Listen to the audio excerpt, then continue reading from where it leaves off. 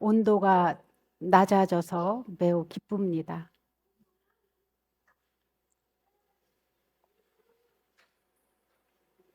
그리고 오늘 여러분들을 뵐 수 있어서 더욱 기쁩니다. 오늘은 조금 우리가 많이 잊고 사는 일을 좀 꺼집어내서 그 애달픈 영가를 위로하고 천도하는 그런 날로 잡았습니다.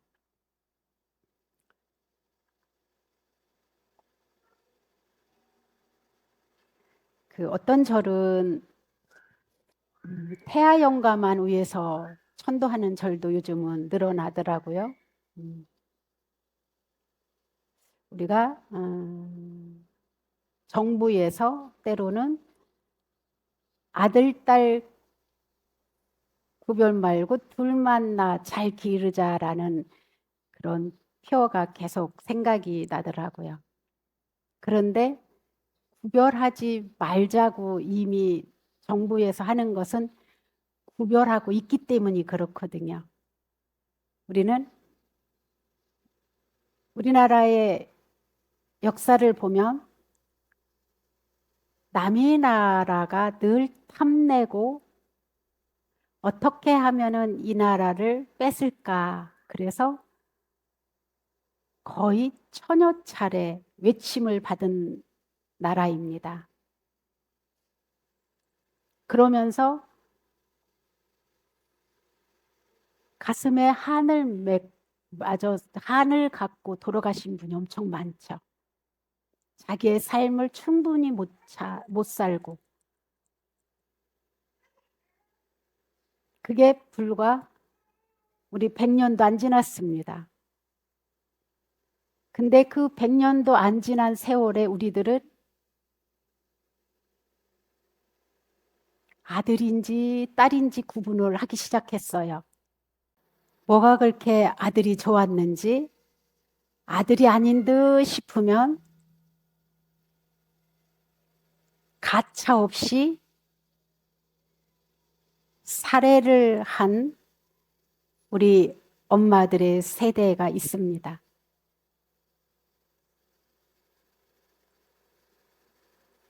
그리고 아들을 못 낳으면 외려 시댁에서 쫓겨나기도 하고 사람 대우를 못 받은 시절도 있습니다. 그러다 보니 이 남자분들은 이 세상을 다 지배하는 권한을 가진 듯 여성을 함부로 하고 딸을 업신여기기 시작하고요. 그래서 여기 우리 앉아 계신 분들 중에 딸이기 때문에 받은 상처들 꽤 있을 겁니다. 그리고 아들이기 때문에 받은 혜택도 많을 겁니다. 그러나 그것이 돌고 돌아서 지금은 그 과보가 뒤돌아 받을 과보의 시절이 인연이 됐는지 이 반대로 딸을 선호하고 아들은 별로 또 안 좋아하는 집들도 많아지더라고요. 예? 그렇다고 딸이 더 잘하느냐? 그것도 딸 나름이고, 그럼 아들이 더 못하느냐? 그것도 아들 나름인 것 같아요.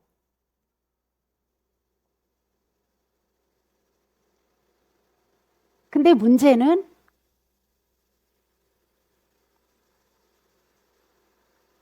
어떤 이유에서든지 내 품에 생명이 찾아왔는데 그것을 가차없이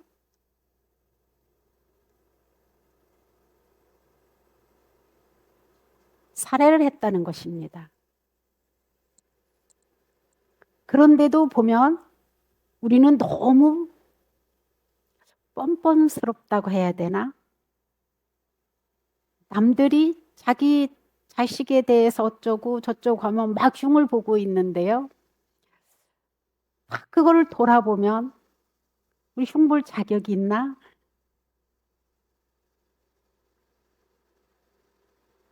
우리 불교에서는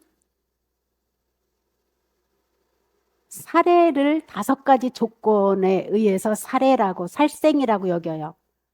살아있는 것을 죽이려고 노력하고, 죽이는 것을 보고,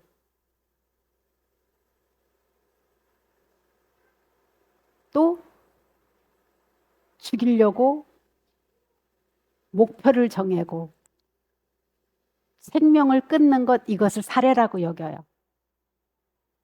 죽는 과정, 죽이려고 하는 노력,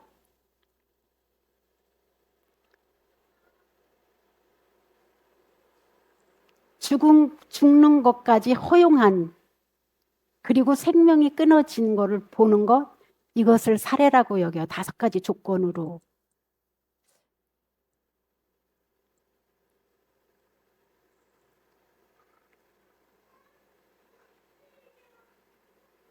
우리들은 이렇게, 근데 태어난 자기 자식들한테는 어떡하나요? 눈에 보이지 않는다고 그렇게 무분별하게 크나큰 업을 져놓고 태어난 자식들한테는 어때요 또?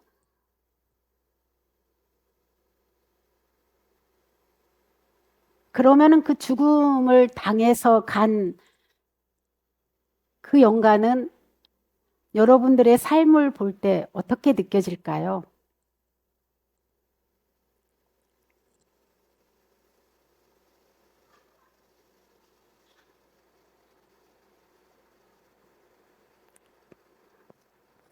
우리 불교에서는 난자와 정자가 만나는 순간 생명으로 여깁니다. 그러나 우리 의학계에서는 20주가 지났을 때, 20주가 됐을 때 생명이라고 여겨요. 그전엔 생명이라고 여기지 않습니다. 근데 우리 불교에서는 매우 예민합니다. 부처님께서 일체 중생 모두가 다 형체에 관계없이, 크고 작고에 관계없이, 짧고 길고에 관계없이, 보이고 안 보이고 관계없이 일체 중생은 모두가 다 부처님과 똑같은 지혜의 덕상을 갖고 있다. 나와 똑같다. 이렇게 온 세상을 향해서 말씀하셨거든요. 그러면서 우리들은 아무리 못난 짓을 하더라도 우리들 내부에는 똑같은 부처님과 성품을 갖고 있다는 것에 대해서 인간이 승격이 됐습니다, 사실은. 근데 인간으로서의 승격이 됐으면 승격이 될 만한 행위를 하는 것, 이것이 우리 불교의 가르침인데, 일체 중생 모두가, 생명이 있는 것은 모두가 다 그러면은 부처님과 똑같은 성품을 가지고 있다면은 그것을 해치지 않는 것을 부처님께서 우리한테 말씀하실 때 가장 경계해야 될 계를 주신 거예요. 이게 불살생입니다.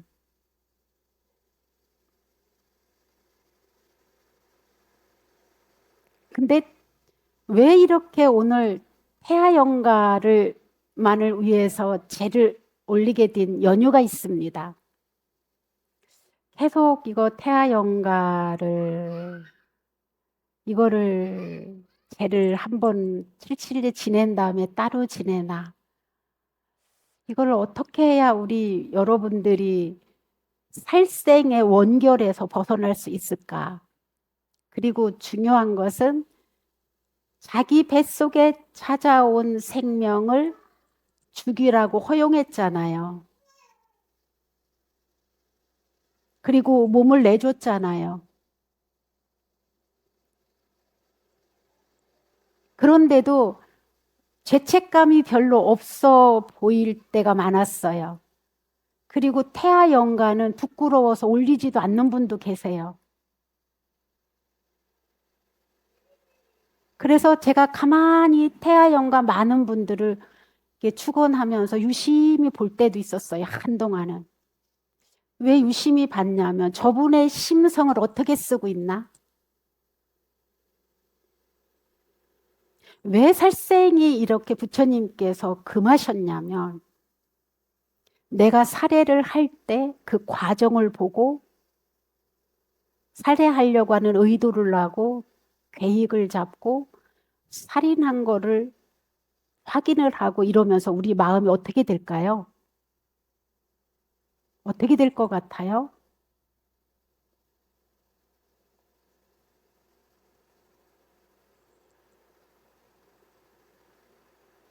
그토록 여렸던 마음이 독해지기 시작하고요. 그토록 아름다웠던 마음이 추악해지기 시작하고요. 그렇게 선한 마음이 있었던 곳에 미움과 원망과 악한 마음이 무의식에 남아 있습니다. 그 마음을 계속 끌어쓰는 겁니다, 우리들이. 그래서 왜 저렇게 누구를 꼭 미워하지 보면은 원인이 있는 거예요. 원인 없이 일어나는 건 없거든요. 누구를 저렇게 탓하고 그럴까? 내 뱃속에 찾아온 자기 생명인데도 자기 생명과 연결되어 있고 자기 생명의 또 다른 형체잖아요. 그죠? 자기 생명과 완전히 연결되어 있으면서 이걸 보고 뭐 현대말로는 아바타라고도 하는데 자기 생명과 연결된 생명도 우리는 가차 없이 왜 그렇게 가차 없었을까? 여러 가지 원인이 있을 수 있습니다. 어쩔 수 없는 상황. 그러나 보면은 이게 뱃속에서 때로는 이 세상에 태어나면은 진짜 너무 그 태어나는 생명도 괴롭고 부모도 괴로운 상황도 있을 수 있지만 그보다 더 만연한 것은 책임감 없는 그런데 문제는 우리나라에서는 이것이 점점 젊은 나이들이 많아진다는 거예요.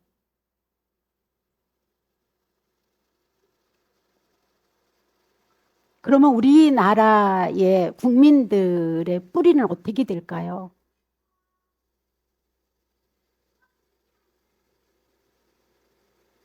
마음 바탕은 어떻게 될까요? 제가 지금도 잊어버려지지 않는 게요. 제가 동대 다닐 때, 그때는 우리나라에는 그런 동영상이 없었고, 한 30년이 넘었으니까, 독일에서 촬영한 생명 존중에 대한 강의가 있어서 들었는데, 그 아기를 낙태하려고 의사가 행동을 하게 되면요. 이 뱃속에서 도망갈 곳도 없는데 태아가 막 난리를 쳐요. 도망가고 싶어서, 죽지 않고 싶어서.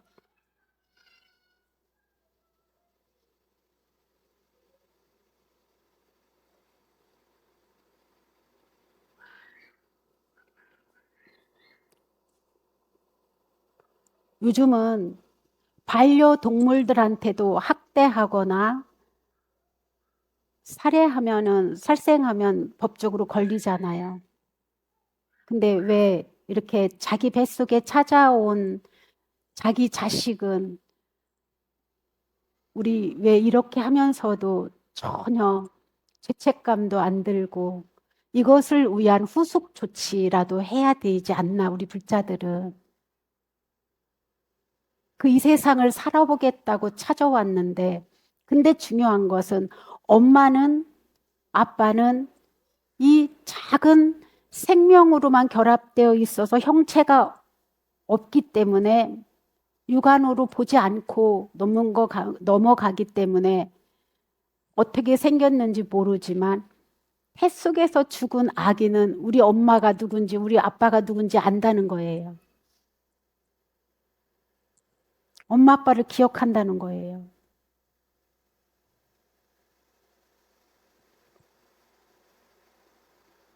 그래서 우리 사중 대중들이 하루에 4분 정근을 합니다.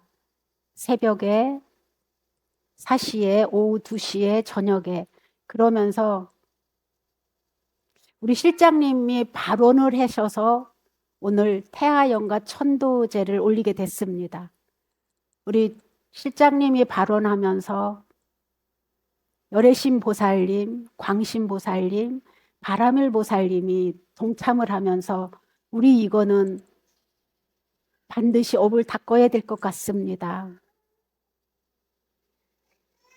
돌아보니 참 무지한 행동을 했습니다.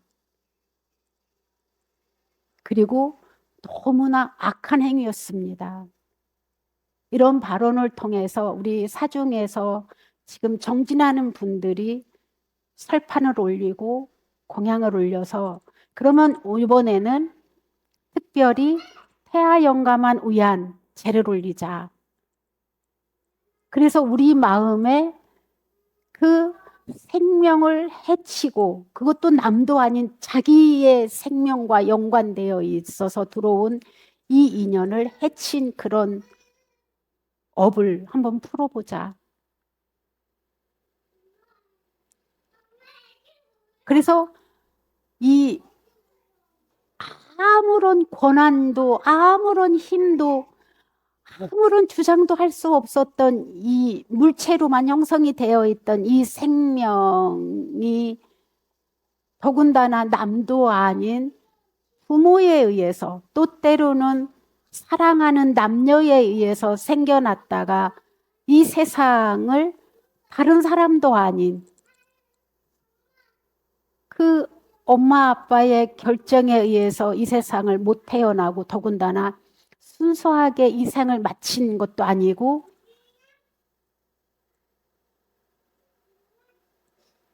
때로는 날카로운 칼로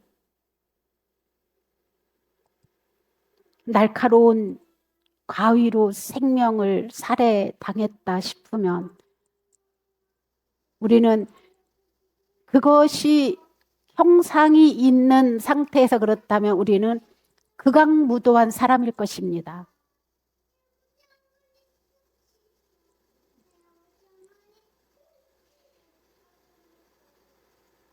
그런데 80을 사시고 90을 사신 부모님에 대해서는 사십구제도 지내고 천도제도 지내고 그리워도 하는데 네 형체가 없었다고 보지 않았다고 해서 이거는 까마득하게 잃어버리고 나는 다 잘하고 선한 사람인 것 마냥 살고 있는 우리들 마음을 오늘은 좀 참회를 하는 날이었으면 합니다.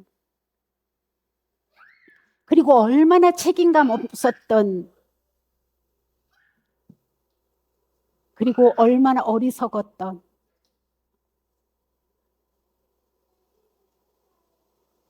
정말로 하지 말아야 될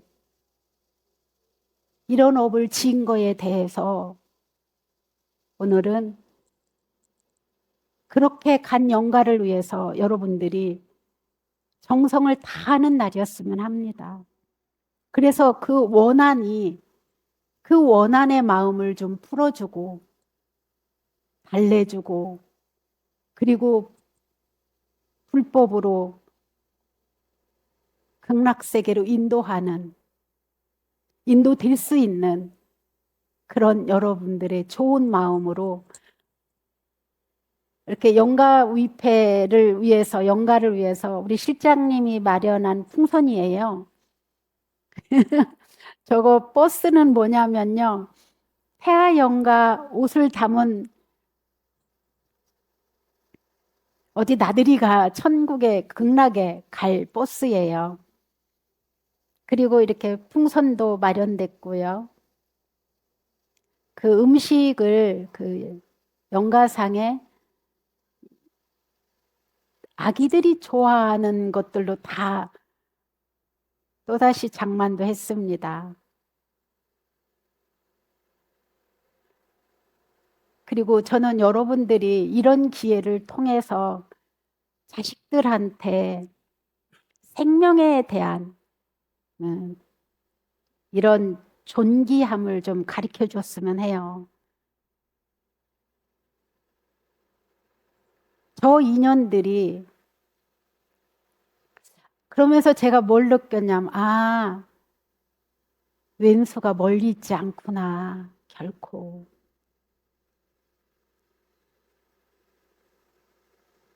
내 마음을 괴롭히는 게 왼수잖아요. 이게 다 그런 인연에서 고리에서 나오는 거구나. 이런 거를 다시 한번 또 느끼게 됐습니다. 그래서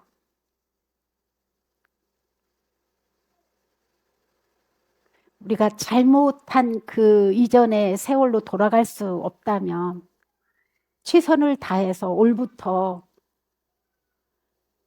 백중기도 77제 지낼 때마다 한 번은 이렇게 태아 영가를 위해서 천도를 하고 정성을 들이면서 우리 마음에 사악했던 마음, 그리고 극악무도하게 저질렀던 이런 장애들을 소멸하면서 복이 되는, 또 덕이 되는 이런 선업으로 갔으면 합니다.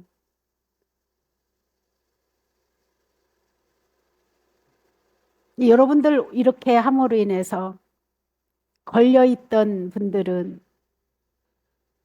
이번 기회를 통해서 이제 시작이다 생각하시고 자주자주 해주시고요. 여러분들의 부모님, 조부모님, 증조부님은 길 제사라도 더 잡섰잖아요. 태아연가는 길도 없어요.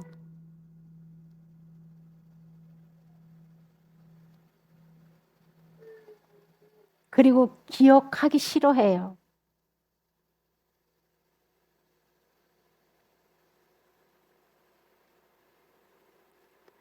교회에서 교인들을 제가 요즘 보면은요, 교인들은요, 참 좋은 점이 있습니다. 예수님께, 하나님께 약속한 것들 있잖아요. 하나님이 지키라는 것, 예수님이 지키라는 것 못 지켰을 때, 내가 이거를 못 지켜서 이런 장애가 왔구나.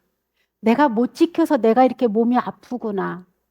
우리 가족이 이렇구나라고 그들 말로 회개를 합디다.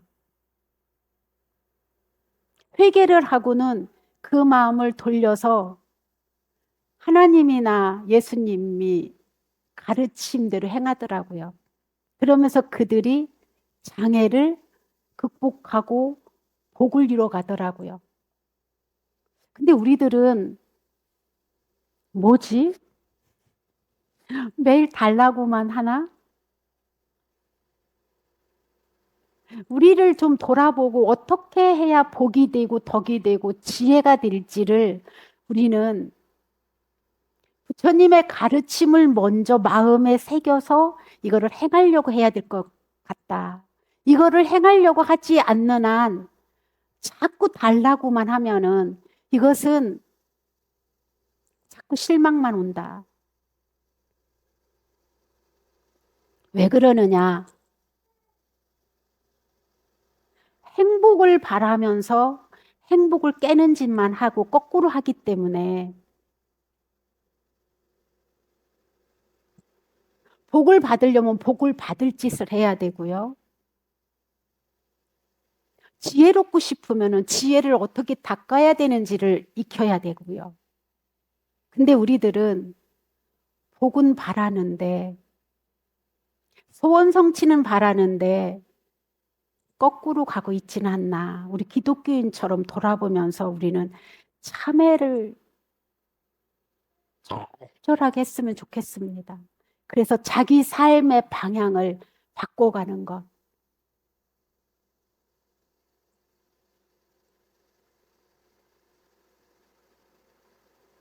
이것이 절에 다니는 목표가 되고 부처님의 가르침을 새겨듣기 시작해요. 이런 마음이 들 때. 법문은 도대체 저거는 어떤 법문이고 나한테 하는 법문인가 싶으면 가슴이 찔릴수록 내가 잘못하고 있었구나 그래야지 저거는 누구한테 하는 법문이야. 저건 왜 나한테 저러실까? 누가 개인으로 그럴 마음 없어요. 우리한테 다 누구한테든지 일어나는 일들이기 때문에 저한테도 일어나고 여러분들한테도 일어나고 저도 그런 마음을 쓰고 여러분들도 그런 마음을 쓰니까 저도 아는 거예요.